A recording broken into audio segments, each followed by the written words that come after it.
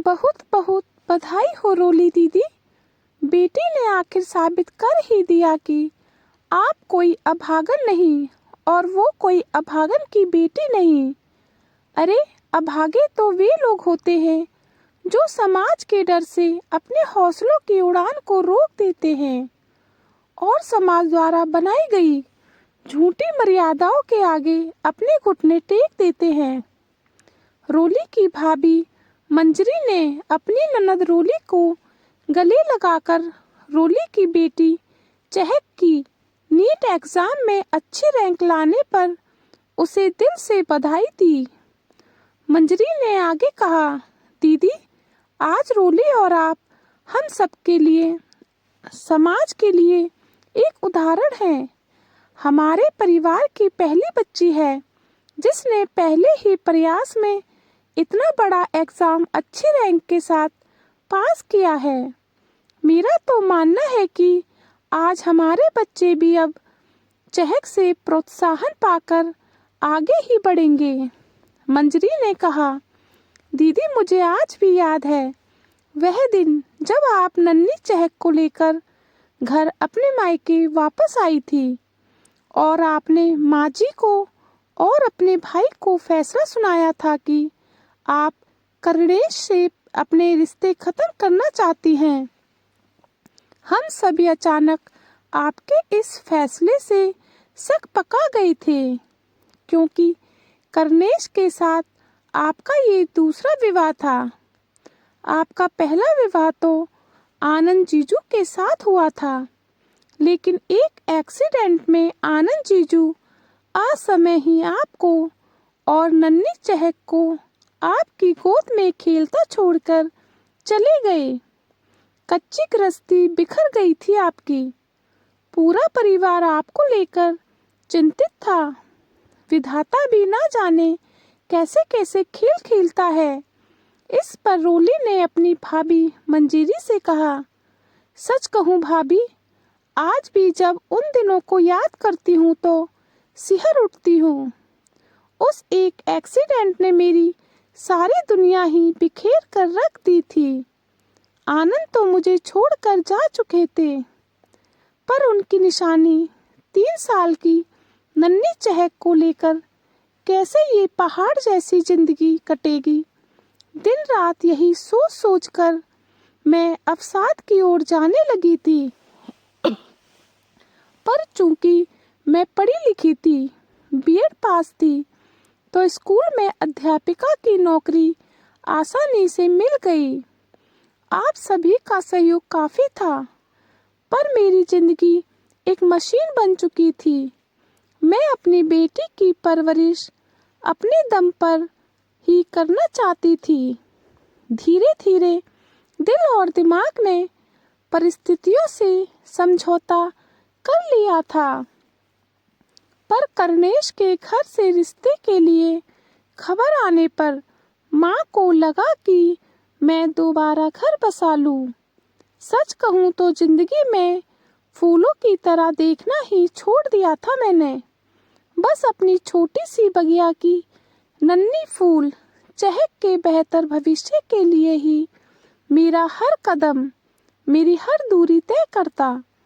मुझे तो यह विवाह कभी करना ही नहीं था, पर समाज परिवार वालों का जवाब, ऊपर से सभी का ये कहना कि क्या कमी है इस रिश्ते में, अच्छा समृद्धशाली घर परिवार है, कब तक यूं अकेले जिंदगी काटेगी। माँ ने तो यहाँ तक कहा था कि बेटी, मैं तुझे फिर से अभागन से सुहागन के रूप में देखना चाहती हूँ, जिससे कि मरने से पहले मुझे इतना सुकून हो कि तेरा घर फिर से बस गया। कर्णेश भी विधुर था। उड़ती उड़ती खबर सुनी थी कि उनकी पहली पत्नी ने आत्महत्या की थी, पर घर में सबका मानना था कि ये तो दुनिया है, जितनी मुंह उठती उतनी ही बातें। अब राम जाने ये खबर कितनी सच और कितनी झूठ है। माँ ने कहा, बेटी, हम तो बस तेरा घर एक बार फिर से बसता हुआ देखना चाहते हैं। कर्णेश से विवाह के बाद चहक को भी पिता का प्यार मिलेगा और तू एक बार फिर से सुहागन होगी। पता नहीं कैसे मैं इस विवाह के लिए तैयार हो गई। चहक भी अब 9 बरस की हो चली थी। शायद माँ होने के नाते चहक की सुरक्षा को लेकर ही मेरा फैसला करनेश से विवाह के पक्ष में था।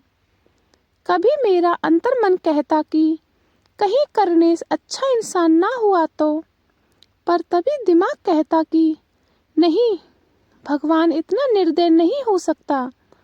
करनेश भी आनंद की तरह अच्छे इंसान ही होंगे। करनेश से शादी के लगभग 6 महीने बाद मुझे महसूस हुआ कि मेरी नन्ही गुड़िया चहक ने तो जैसे चहकना ही छोड़ दिया है। करनेश को देखते ही उसकी आंखों में अजीब सा डर दिखता। मुझे लगा कि बच्ची है, शायद नए माहौल में रमने में अभी उसे और समय लगेगा। एक दिन मैंने उससे प्यार से पूछा, मेरी प्यारी चहक को करनेश कैसे लगते हैं? तो उसने कहा, कुछ नहीं, बस नीचे मुंह करके रोने लगी। मैंने उसे अपनी गोद में भर लिया और फिर उसके सिर पर हाथ फेरते हुए कहा, बेटा, तू मेरे लिए आज भी सबसे पहले है। जो भी बात है अपनी माँ से नहीं बताएगी क्या? उसी समय चहक ने जो बात कही, मेरा कलेजा मुंह को आ गया। उसने कहा, माँ, मुझे कभी गाल पर बहुत कस कर प्यार करते हैं, कभी झूले पर अपने साथ बिठाकर बहुत कसकर मेरा पेट पकड़कर झूलने लगते हैं। मुझे बहुत दर्द होता है माँ। माँ, क्या हम दोनों पहले की तरह नहीं रह सकते? अब मेरी बारी थी इस समाज परिवार से टक्कर लेने की। मुझे पता था कि शायद ही कोई करनेश से अलग होने के मेरे फैसले को समझ पाएगा, पर मैंने उसी पल ठान लिया कि अब मेरी बेटी और मेरे बीच कोई नहीं आएगा, कोई भी नहीं आएगा, चाहे दुनिया एक बार फिर मुझे अभागन कहे। पर मेरा सोचना था कि क्या एक माँ अपने बच्चों को अपने अकेले दम पर नहीं पाल सकती? मेरे दिल ने कहा, बस और नहीं, जिंदगी अजी मुझे आजमाना चाहती है तो बेशक आजमा ले, पर हर बार मुझे अपनी बच्ची के साथ खड़ा ही पाएगी। मैं अब घर परिवार समाज के लिए अपनी लाड़ू की खुशियाँ, उसका बचपन दांव पर नहीं लगाऊंगी। आज पूरे 18 साल बाद मुझे मेरी तपस्या और मेरी चहक को उसकी मेहनत का फल मिला है।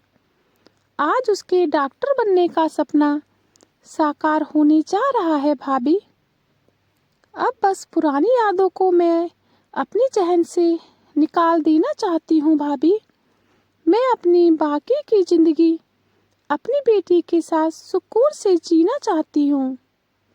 इतना कहकर उसने आंखों की कोर में आए आंसुओं को पोंछ लिया। इतने में ही चहक घर आ गई तो उसकी मामी ने मिठाई का डब्बा खोलते हुए चहक को खिलाते हुए कहा, लाडो रानी, तुम्हारी मनपसंद बालूशाही लेकर आई हूँ। अब बस यूं ही आगे बढ़ते जाना। बढ़ते कदम तुम्हारे अब कहीं ना रुकें बेटा। तुम्हारी माँ ने बहुत संघर्ष किया है। अब तुम अपनी माँ की जिंदगी के सारे दुख समेट लेना। चहक ने भी मुस्कुराते हुए कहा, हाँ हाँ मामी, क्यों नहीं। अब मैं माँ के सारे दुख दर्द दूर कर दूंगी। माँ ने ना जाने कितने दुख उठाए हैं मेरे लिए। उनकी रातों की नींद चली गई। माँ की जिंदगी में एक दिन सुकून नहीं रहा। मैं अब माँ को हर दिन चैन और रात सुकून ही देना चाहती हूँ। हर वो सुख, वो आराम देना चाहती हूँ जिसकी माँ हकदार है। और अब आप फिक्र करना छोड़ दो मामी, क्योंकि एक डॉक्टर जो बनने जा रही हूँ, और डॉक्टर का काम तो दुख दर्द दूर करना ही होता है। बस फिर क्या था, इस बात पर तीनों खुलकर हंसने लगी। थैंक यू दोस्तों। कहानी पसंद आई हो तो लाइक करें, सब्सक्राइब करें, शेयर करें।